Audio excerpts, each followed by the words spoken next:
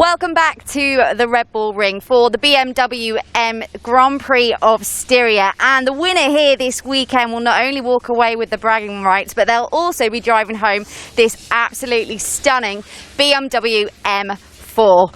Amy Reynolds and Matt Burt here with a lot to chat through following the Austrian Grand Prix just a few days ago. But it was Andrea Dovizioso, so just less than 24 hours after announcing his departure from Ducati, that gave the Bologna Bullets their 50th victory in the Premier class. I loved, Matt, how you named it. It was written in the stars. I love the way that you described it that way. It was, wasn't it? I mean, Andrea Dovizioso dropping that bombshell on Saturday morning, a meeting with Ducati and his manager Simone Battistella, informing Ducati that after 8 years together, Andrea is walking away from that project. Of course, we know he's been Marc Marquez's closest challenger over the last 3 years. Everybody thought that the decision was going to be taken by Ducati after these two Red Bull Ring races, but Andrea grabbed the Red Bull by the horns, didn't he, and said, no, I'm going to make that decision, I'm out. A bold and brave decision when you think that he hasn't got a plan B to go to at the moment, but to put all that out of his mind as well in very difficult circumstance, of course, with the red flag on Sunday, and to produce the race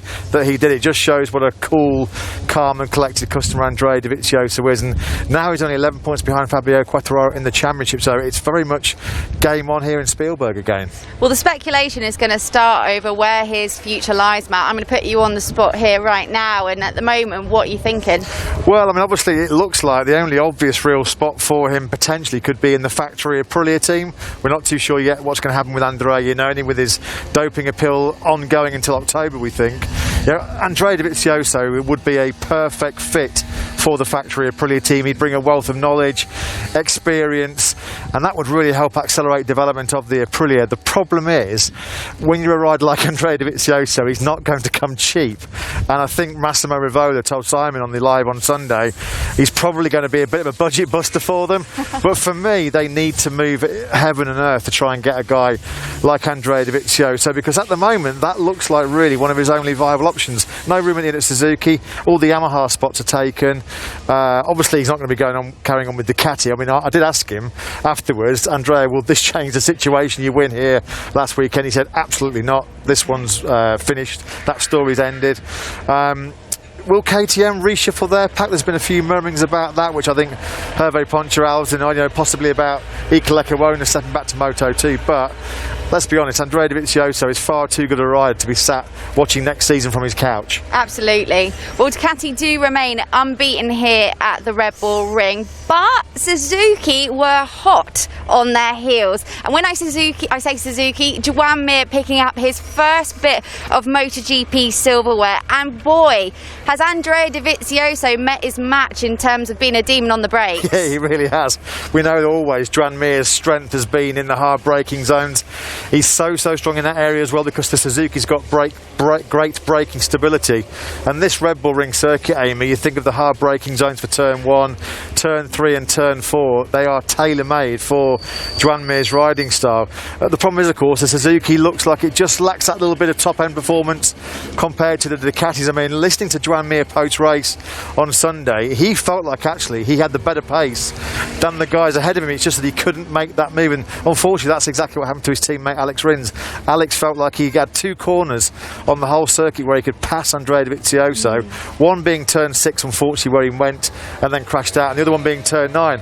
Alex said, I went for it at turn 6 because then you've got turn 7 and 8 fast sweeping corners where the Suzuki could really use its corner speed and agility, and he felt like he could have opened up enough of a gap then that Dovizioso couldn't pass him on the start-finish straight. Of course, unfortunately for Alex Rins, he held the lead for about 3 seconds before he dumped it. So yeah, mixed fortunes for Suzuki on Sunday, but just great to see another new name on the podium coming hot on the heels of Binder's win in Brno. There's just so much excitement about the young talent in MotoGP right now. Do you know what I loved about Joan Mir on those final few laps is that he'd already secured himself a place on the podium. But he didn't go, OK, I'll settle for this, I'm going after Jack. Yeah, he went after Jack. I mean, Jack did an awesome job, didn't he, defending? Yeah. I mean, with the restart, Jack had to have the soft Michelin front tyre, the soft Michelin rear tyre, and he tried to bolt. Unfortunately, plan A didn't quite work out for Jack, but you can understand why he tried. But yeah, Joan Mir, Jack made that mistake at the penultimate corner because he thought Mir was going to try and lunge up the inside of him. So yeah, it's great I think the Suzukis are going to be strong here this weekend. I mean, Andrea Dovizioso, to his credit, last weekend said a dark horse, his pre-race dark horse, was actually Alex Rins. Yeah. So there's a few people think that the owner of this nice, shiny BMW M4 on Sunday might be Alex Rins. Going back to Jack quickly, I know we've said this before, but when Jack has a good race, he has an all-round good race, because he was great at the start, he got there, he started attacking, and then, like we just mentioned a moment ago, he was brilliant at defending towards those final few laps. I just wish, and I don't know what it is with Jack. Do you know what I mean? Because when he is there, he's there. I think what was great about the Ducatis as well, Amy, was they were so bad and off the pace in those tricky track conditions in Brno. You know, coming here, if they'd have been struggling again at a circuit where they've been so dominant, you'd have been thinking, crikey, the Ducati are going to struggle for the rest of this 2020 season. But, you know, on a circuit where we know the bike works well, Jack put it on the podium. I think at the back of his mind, when he was really looking to maybe push and make that break early on, he crashed out of the podium places, didn't he, at turn 9 last year. And before last weekend, I'm sure it was playing on his mind as well. Jack had actually never scored a single point in Austria, so he was just desperate, I think, to see the checker flag, make sure he got some points on the board. Yeah. And of course, with the championship toing and throwing as much as it is, you know, every single point is more precious than ever right now. We'll come back to that in a little while, because I do actually want your opinion on something in regards to how open the championship is. But the good thing about last weekend was that we did have reason to celebrate, because unfortunately there was an exceptionally harrowing incident, luckily one that we don't see very often in MotoGP these days, that involved Franco Morbidelli, Johann Zarco, and both of their bikes catapulting into turn 3.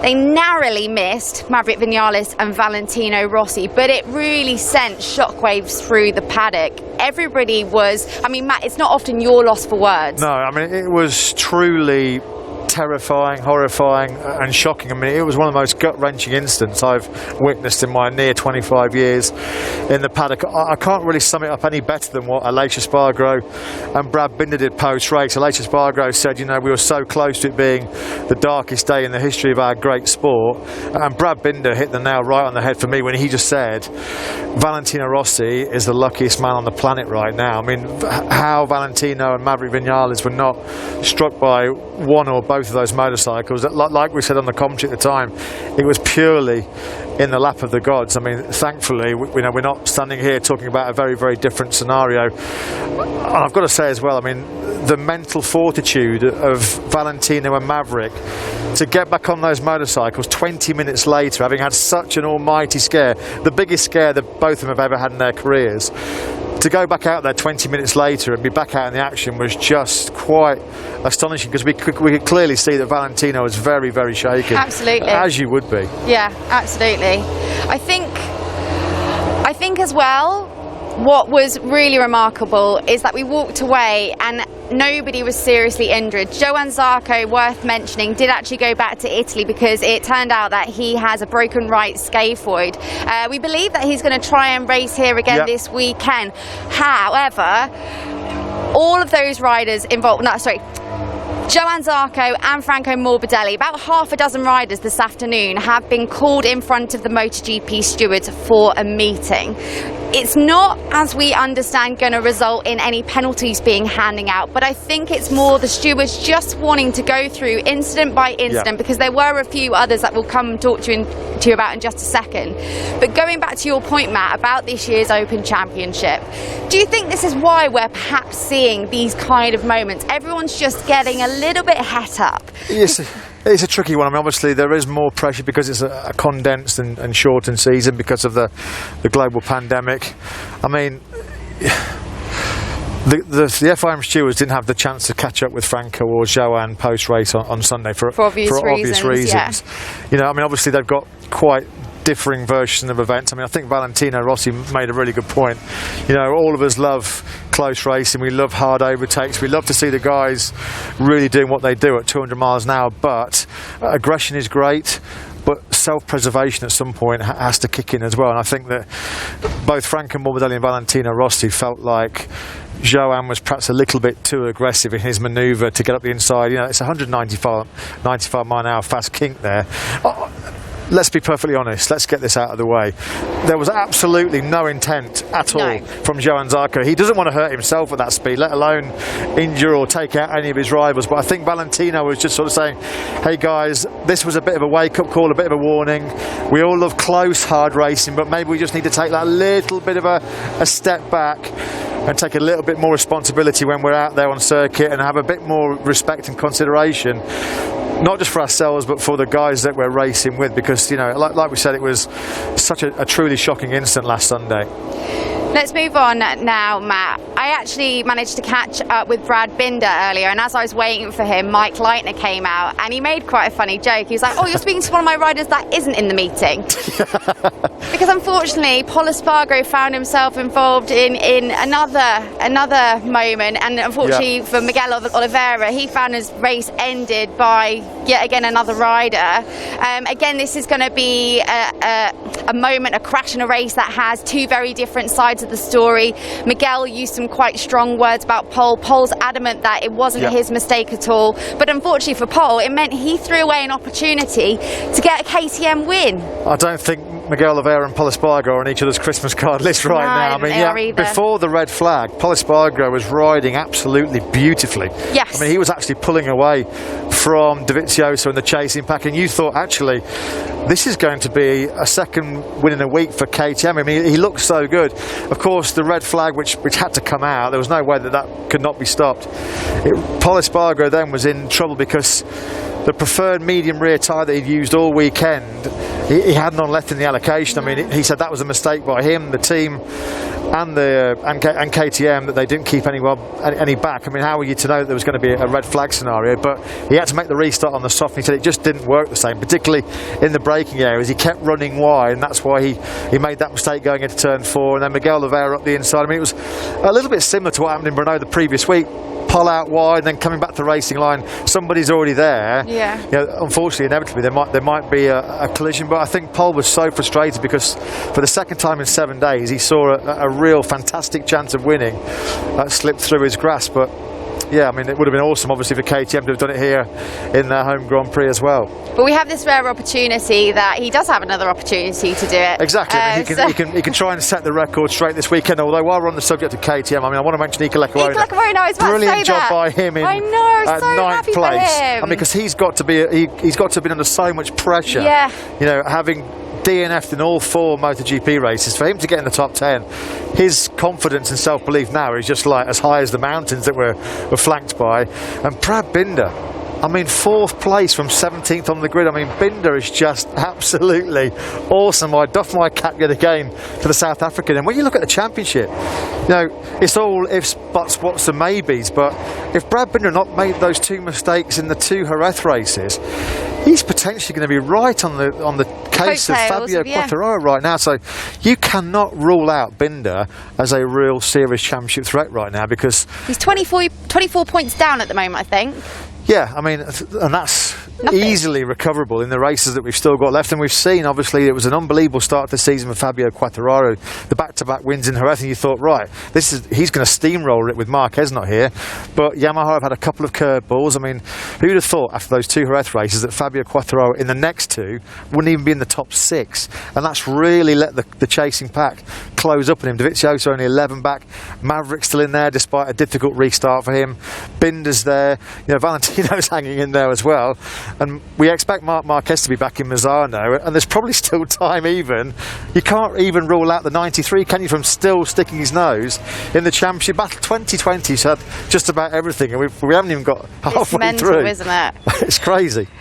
Going back to Brad Binder, I actually think he will, not in terms of his result, but I think his weekend overall will go a lot better, because we are actually expecting slightly improved weather this weekend. You can see we're in gorgeous sunshine, which we've not really seen much over the last couple of weeks since we've been here. Sunday at the moment is looking a little bit iffy, but with Brad, he kind of got thrown off. He always uses FP1 as a session to figure out things like where his braking marks are, obviously with him being a rookie. But then I think the weather conditions kind of threw his Saturday off. He didn't qualify particularly well.